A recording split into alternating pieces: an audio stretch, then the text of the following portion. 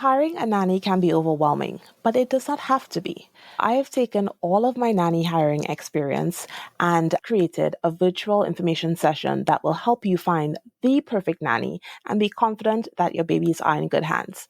It will be Thursday, June 27th at 3 p.m. Eastern, 12 p.m. Pacific. Sign up now. Registration link is in the show notes and on my website. And don't worry if you can't make it live, there will be a replay.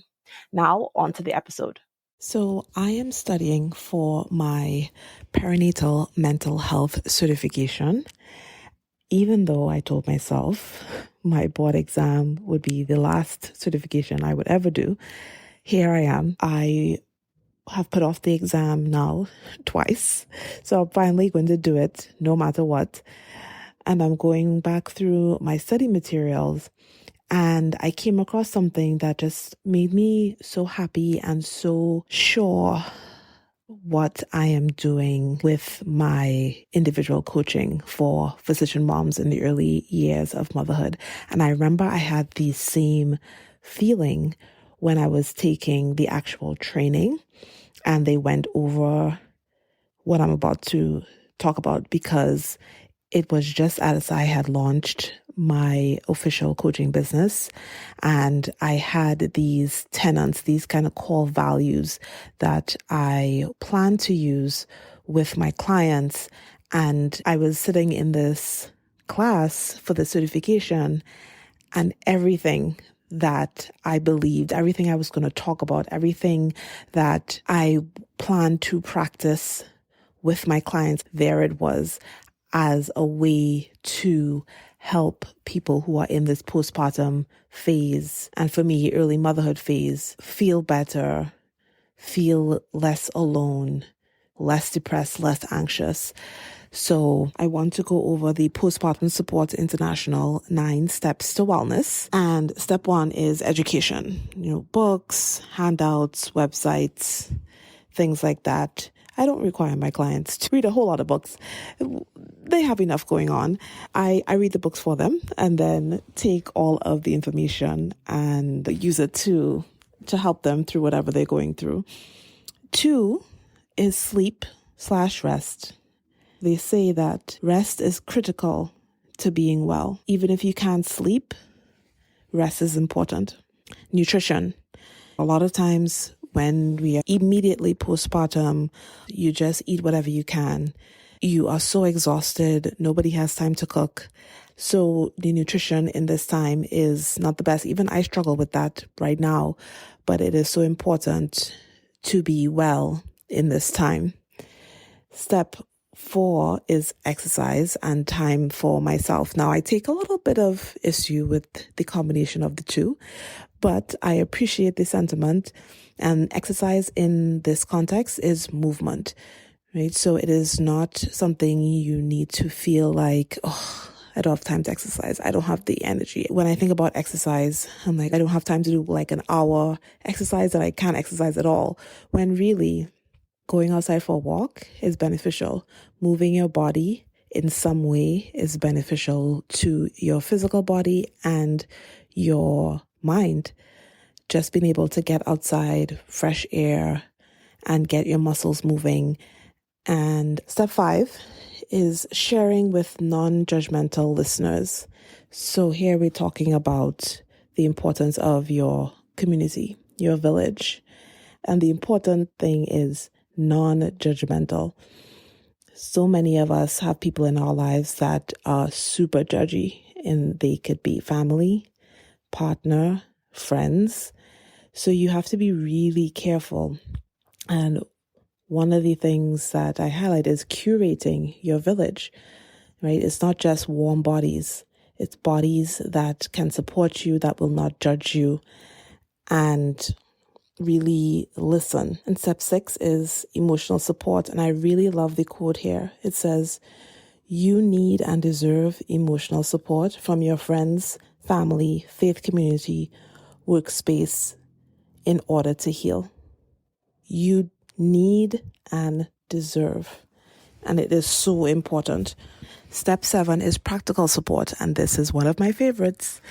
So you need and deserve physical help with childcare, cooking, housework. We're talking about outsourcing, okay? I got so excited when I read that again because it's true. See, Postpartum Support International says it. So it's not just me trying to be bougie and trying to get you to spend money. You need this to be well. And step 8 is finding supportive resources. So your faith community, healthcare providers, lactation consultants, mental health providers, postpartum doulas, support groups, and I will add in coaches. So whatever you need to get the support that you deserve, because you may not necessarily have it in your immediate community, or it may not be adequate, or you may just need more of it. And step 9, a plan of action. So when you think about this time, things can be so overwhelming.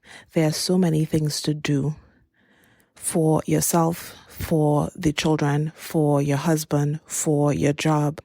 And it can be like, well, I can't get all this stuff done, so I'm just not going to do anything. You can get to that stage of overwhelm. But one thing I focus on with my clients is breaking things down to what do you need to do that is just one baby step, the lowest barrier to entry, the least amount of resistance, just the easiest thing that you can do to move you one step forward. Let's do that. And let it just be about this one step, not about all the things. And just having that plan in an easy, digestible way can bring so much relief. And then once we get that baby step done, we go to the next baby step and we keep going and we keep going. It is those baby steps that can get you closer to feeling less overwhelmed, less anxious. So those are the 9 steps to wellness, and pretty much the core of my private coaching. These are the things that I advocate for, the tools that I use to help physician moms who are in the early years of motherhood. And it was just so validating right as I launched to take this training and see that I didn't just make this stuff up. Like these steps to wellness, that this major organization that is dedicated to the mental health of pregnant and postpartum people since 1987 are so similar to what I use with my private clients to help them thrive postpartum and also to set a foundation for motherhood going forward. So I really need to get back to studying because I need to get this over with and pass this certification. And why, you may ask, am I even doing it? It's just one more tool I use to serve my clients at a higher level. I don't actually have any plans for the certification, but it's the education piece. I felt like it was an excellent adjunct to my training and experience as an OBGYN and just fit so nicely into this space that I was fully delving into. So wish me luck. I actually don't even know when this episode is going to be scheduled.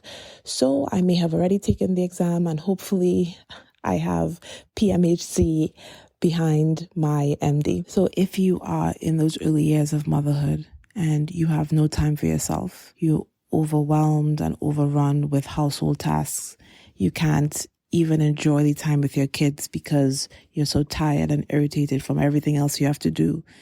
You have gone back to work and you really don't want to be there. You have to deal with pumping and meeting your RVU requirements and figuring out just how you're going to do it all. Schedule a free coaching call with me and you will get your personalized steps to wellness, whatever that means for you in this season. The link is in the show notes. It's also on my website. You need and deserve to be well. You need and deserve this type of support. I will see you on the next episode of Stethoscopes and Strollers.